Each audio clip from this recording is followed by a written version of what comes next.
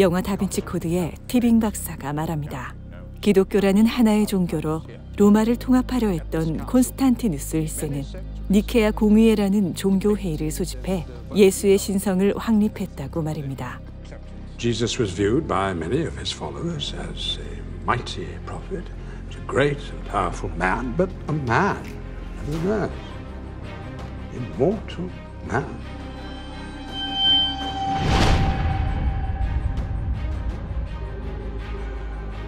티빙 박사의 말에 랭던 교수가 반박합니다.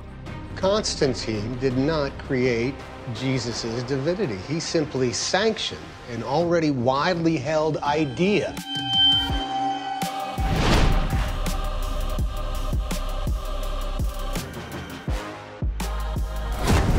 예수는 하나님의 아들인가? 예수는 하나님의 아들인가라는 질문은 예수는 신인가라는 질문과 같습니다.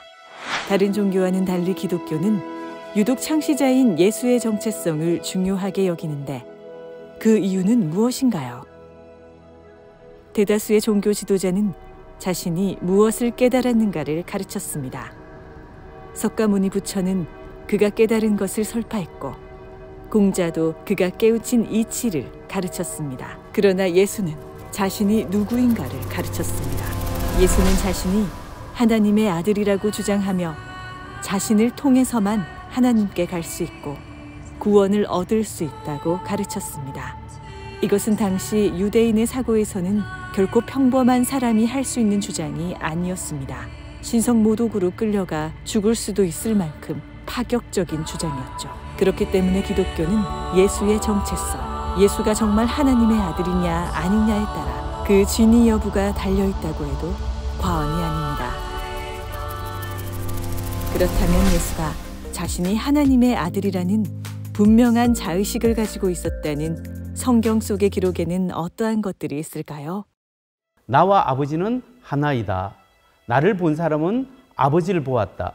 나는 길이요 진리요 생명이다. 나를 믿는 자는 죽어도 산다고 말씀하셨습니다. 자신을 믿을 때 영생을 얻는다고 이야기하셨죠. 자신이 하나님이시고 하나님의 아들이라는 분명한 자의식을 가지고 있었음을 알 수 있습니다.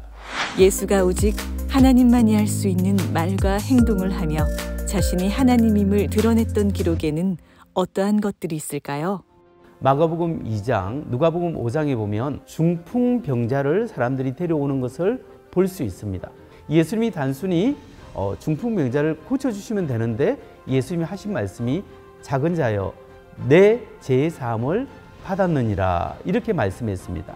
이 말씀을 듣고 있던 율법학자들이 하는 말이 저가 누군데 사람의 죄를 사할 수 있겠는가 라고 의문을 제기했습니다. 사람의 죄는 하나님만이 사할 수 있는데 라고 하면서 신성모독이라고 생각을 했습니다. 여기서 우리가 알 수 있는 것은 예수님이 하나님이시고 하나님의 아들이시다는 사실을 주장하시는 겁니다. 예수의 주장은 사실일까요? 예수가 정신 이상으로 비정상적인 말과 행동을 했던 것은 아닐까요? 많은 심리학자와 정신분석가들이 예수의 정신 상태를 분석하려 시도했지만 그 누구도 예수에게서 정신질환자의 징후를 발견하지 못했습니다. 심리학자 게리 콜린스 박사는 정신질환자의 특징을 다음과 같이 정리했습니다. 콜린스 박사를 비롯한 심리학자들은 예수에게서 심리적 이상 징후를 발견할 수 없으며 오히려 예수의 정신 상태는 매우 건강하게 균형이 잘 잡혀 있다고 증언합니다. 예수가 사기꾼이었을 수도 있지 않나요?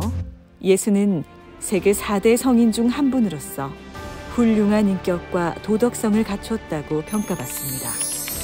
심지어 예수의 신성을 부인하며 기독교를 비난하는 사람들도 예수의 인품만큼은 훌륭하다고 인정합니다. 지금까지 훌륭한 인격을 가진 사람이나 위대한 사상가 중에서 그 누구도 자신이 하나님이라고 주장한 사람은 없다라는 거죠. 반면에 자신이 하나님이 아니면서 하나님이라고 주장한 사람 중에 훌륭한 인격을 가진 사람은 아무도 없습니다. 정신병자와 사기꾼을 제외하고 말입니다. 우리가 정말로 예수님이 훌륭한 인격을 가지고 도덕적인 삶을 살았다고 인정한다면 그분의 가르침과 주장도 반드시 믿어야 할 것입니다. 예수의 생애에 대한 증거는 예수의 제자들이 기록한 신약 성경에만 등장하는 것 아닌가요? 많은 사람들은 예수에 관한 기록이 단지 신약 성경에만 등장한다고 오해합니다. 그러나 사실 예수에 관한 기록은 성경 외에도 무려 45개나 되는 일반 고대 역사 자료에 매우 상세하게 나타납니다. 대표적인 기록으로는 유대인 역사가 요세푸스의 고대사, 로마의 역사가 타키투스의 연대기, 로마의 지방총독, 플리니의 서신 등이 있습니다.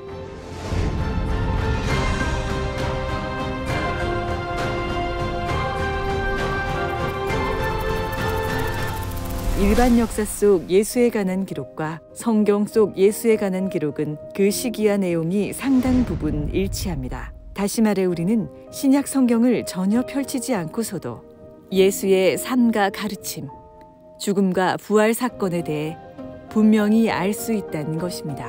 일반 역사책과 신약 성경의 차이점은 무엇인가?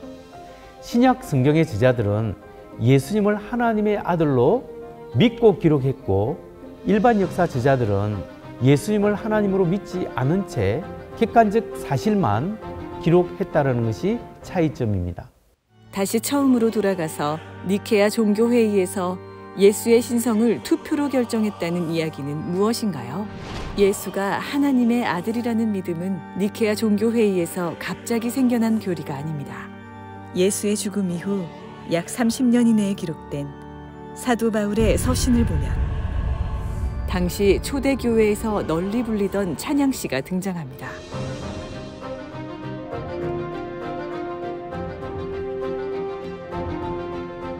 니케아 종교회의가 이루어지기 약 290년 전에 이미 초기 교회 때부터 예수님은 하나님이시다 라고 고백되어지고 있다는 사실을 역사를 통해서 우리가 알 수 있는 거죠. 자신이 하나님의 아들이라 주장했던 예수는 정신질환자도 사기꾼도 아닙니다. 예수는 죄로 인해 끊어진 인간과 하나님 사이의 관계를 회복하고자 이 땅에 오신 하나님의 아들입니다. 만일 우리가 그를 훌륭한 성인으로 인정한다면 자신이 하나님의 아들이라는 예수의 주장도 반드시 인정해야 할 것입니다. 우리는 선택해야만 합니다. 여러분은 예수 그리스도를 누구로 믿으시나요?